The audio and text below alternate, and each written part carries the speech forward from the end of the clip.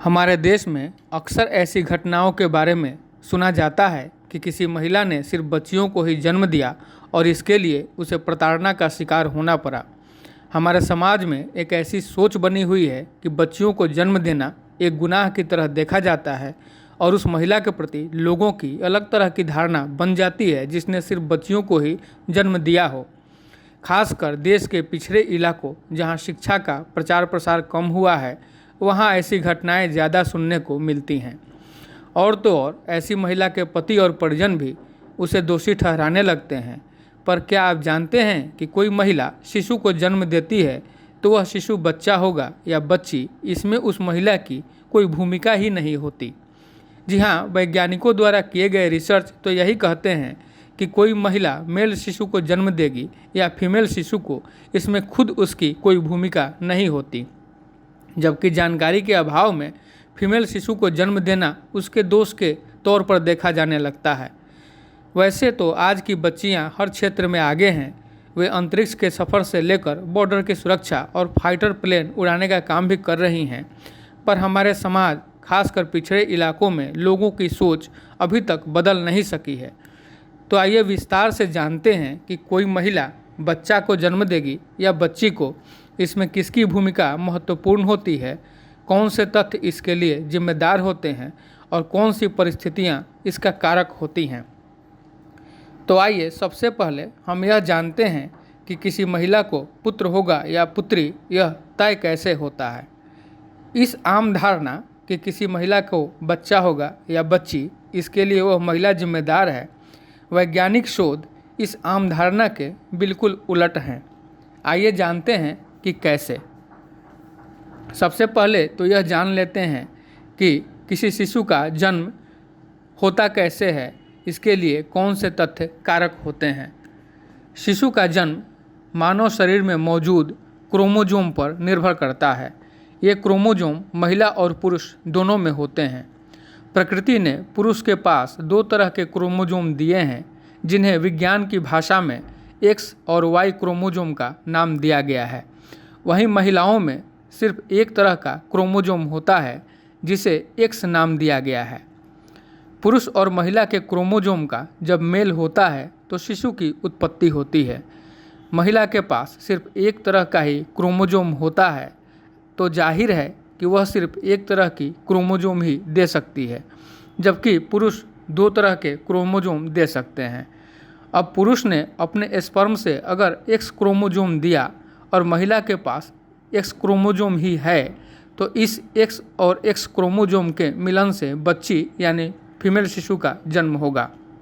जबकि पुरुष ने अगर वाई क्रोमोजोम दिया और महिला के पास एक्स क्रोमोजोम ही है तो इस एक्स और वाई क्रोमोजोम के मिलन से मेल चाइल्ड यानी बच्चा का जन्म होता है। तो यह जाहिर है कि पुरुष के द्वारा दिए गए एक्स या वाई क्रोमोजोम इस बात को तय करता है कि मेल शिशु यानी बच्चा का जन्म होगा या फीमेल शिशु यानी बच्ची का। जबकि आम धारणा के अनुसार यह लोगों को लगता है कि महिला के ऊपर निर्भर करता है। वैज्ञानिक तथ्य इस आम धारणा को गलत साबित करते हैं। हालांकि इस प्रक्रिया में दोषी किसी को भी नहीं कहा जा सकता, चूँकि यह प्रकृति प्रदत्त है और यह बात पुरुष के वश में भी नहीं है कि वह एक्स क्रोमोजोम दे या वाई क्रोमोजोम। वैज्ञानिक शोध बताते हैं कि सामान्यतः पुरुष स्पर्म के हर सेल में आधे हिस्से में एक एक्स क्रोमोजोम और शेष आधे में एक वाई क्रोमोजोम होता है। पुरुष के अंडकोश में अर्धगुणसूत्र के विभाजन की प्रक्रिया होती है।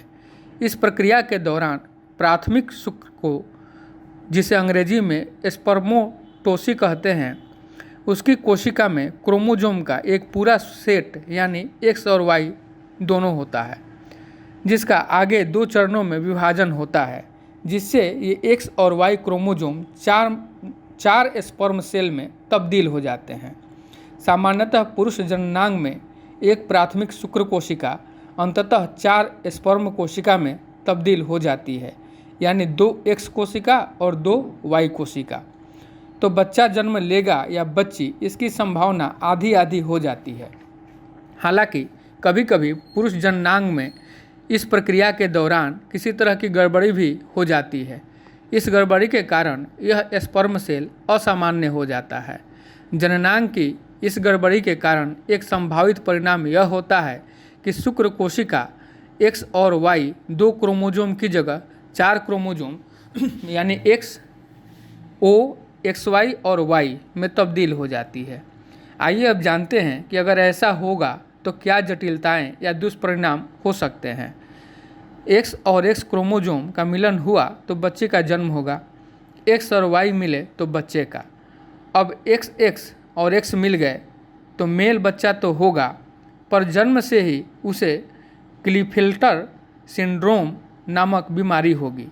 वहीं O क्रोमोसोम के साथ अगर X क्रोमोसोम का मेल हो गया तो बच्ची जन्म लेगी, पर वह जन्म से ही टर्नर सिंड्रोम नामक बीमारी से ग्रसित होगी। तो वैज्ञानिक शोध यह स्थापित कर देते हैं कि कोई महिला बच्चे को जन्म देगी या बच्ची को, इसमें उसकी कोई भूमिका होती नहीं। इसमें पुरुष की भूमिका होती है कि वह Y क्रोमोसोम देता है या फिर X।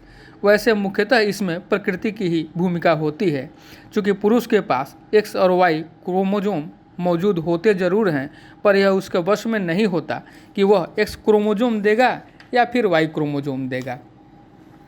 आइए एक और दिलचस्प बात बताते हैं जिसे जानकर संभवतः आप चौंक जाएंगे, पर वैज्ञानिक शोध में यह तथ्य सामने आया है कि मेल या फीमेल शिशु के जन्म लेने में वंशानुगत प्रक्रिया भी बहुत बड़ा कारक होती है।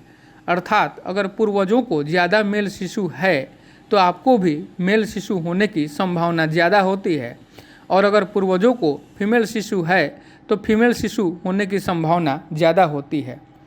इसे लेकर दुनिया में वैसे तो बहुत से रिसर्च हुए हैं, पर ब्रिटेन की न्यू कैसल यूनिवर्सिटी द्वारा किया गया एक रिसर्च इस क्षेत्र में बहुत महत्वपूर्ण माना जाता है।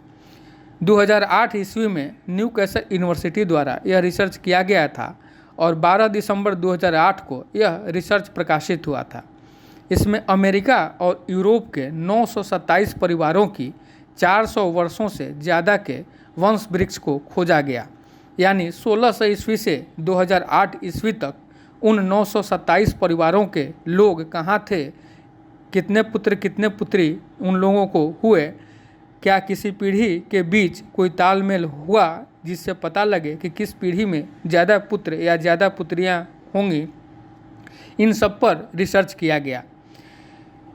इस रिसर्च में कई चौंकाने वाले तथ्य सामने आए। वैज्ञानिक कोरी जेटली ने और उनकी टीम ने यह शोध किया था।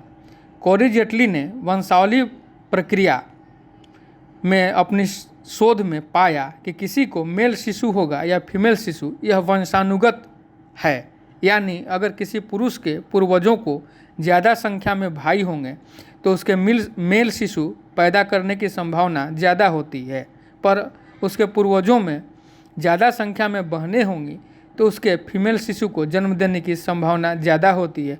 यह इस शोध में सामने आया। चूँकि यह पूर्वजों की देन होती है कि किसी पुरुष के पास X क्रोमोसोम ज़्यादा होंगे या Y क्रोमोसोम। यह रिसर्च 5,56,387 लोगों पर यह रिसर्च हुआ था और इस रिसर्च में 927 परिवारों की 400 वर्षों की पीढ़ियों को दायरे में लाया गया था।